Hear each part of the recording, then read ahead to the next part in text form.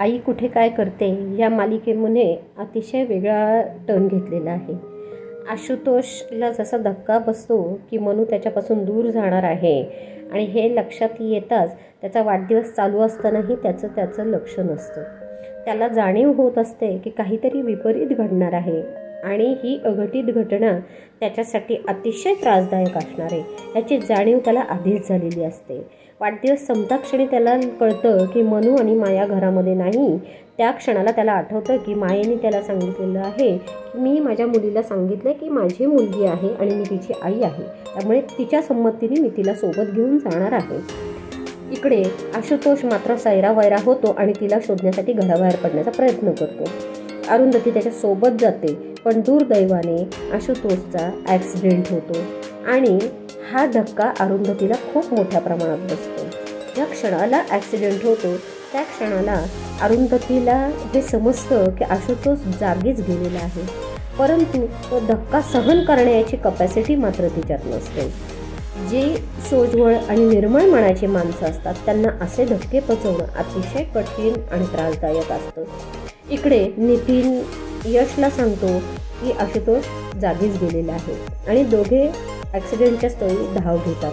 तिथे गेल्याच्या नंतरनं प्रत्यक्ष त्यांनी आशुतोषला पाहिल्याच्या नंतरनं मात्र खूपच जास्त धक्का बसतो त्यांना आणि हे सगळं बघून त्यांच्या लक्षात येतं की अरुंधतीची काय अवस्था झाली असेल। अरुंधती मात्र अगदी पुतळ्यासारखी स्तब्ध झालेली असते, नाही रडत नाही हसत आणि अगदी पुतळा होऊन बसलेली असते। सगळ्यांना लक्षात येतं की हिनं फार मोठा धक्का घेतलेला आहे। इकडे मात्र केळकरांच्या घरात केळकरांच्या आई अरुंधतीला घरात घेण्याचा नकार करते। ती म्हणते माझा आशुतोष गेला तर अरुंधतीशी माझा काही संबंध नाही आणि म्हणून तिला घराबाहेर काढते। इकडे देशमुखांचे आईवडील मात्र तिला घरी घेऊन येतात आणि त्यांच्या लक्षात येतं की आता खरी तिला गरज आहे। त्याचबरोबर अनिरुद्धलाही जाणीव होते की आता तिला आपली गरज आहे। इकडे अनिरुद्धची आई मात्र वेळोवेळी प्रयत्न करते तिला सगळ्याच्या बाहेर काढण्याचा। संजना मात्र हे सगळं बघून अतिशय चिडते आणि संजनाला असं वाटतं की माझी जागा घेण्यासाठी अरुंधती मुद्दामून करते, तिला धक्का वगैरे काही बसलेलं नाही, कारण आत्तापर्यंत अरुंधतीला अतिशय शांत कडक आणि वेळोवेळी योग्य निर्णय घेणारी स्त्री असं संजनानं पाहिलेलं असतं। परंतु ह्या वेळेला घडलेली घटना फार विपरीत आहे। इथे अनिरुद्धचे बाबा हे सगळं समजावण्याचा प्रयत्न करतात की आता तिला आधार द्या। इकडे अरुंधतीची तिन्ही मुले तिला बरं करण्यासाठी पुरेपूर प्रयत्न करताना आपल्याला दिसतात। त्याचबरोबर अरुंधतीच्या सुनासुद्धा तिची काळजी घेताना आपल्याला दिसतात।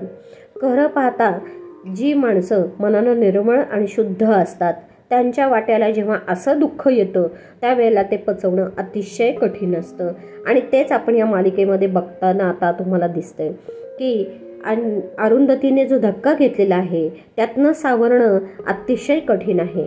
ती जर याच्यामध्ये घसरली तर कदाचित असं घडू शकतं की ती कायमस्वरूपी वेडी होऊ शकते, परंतु जर तिने पुणे उभारी घेतली तर अरुंधती मात्र पुन्हा नव्यानं उभी राहील आणि तिची जागा पुन्हा मिळवेल।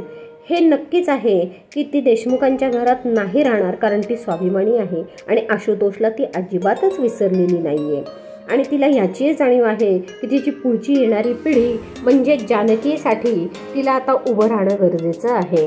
आणि त्याचबरोबर आपल्याला हेही पाहायला मिळेल की मालिका आता नवीन वळणावरती निघालेली आहे। कोणास ठाऊक पुढे काय घडणार आहे, परंतु मालिकेने अतिशय वेगळा टर्न घेतलेला आहे। मला असं वाटतं की मालिकेमध्ये आता अरुंधती पुन्हा आई कुठे काय करते या शब्दाला जागून नक्कीच मालिका पुढच्या स्थळावर नेईल आणि नवीन अरुंधती आपल्या सगळ्यांना बघायला मिळेल असे मला वाटते आणि म्हणूनच ही मालिका आपण बघत राहू आणि पुढे काय घडणार आहे हे पण आपण सगळे मिळून जाणून घेऊ। आई कुठे काय करते, आई कुठे काय करते, आई कुठे काय करते।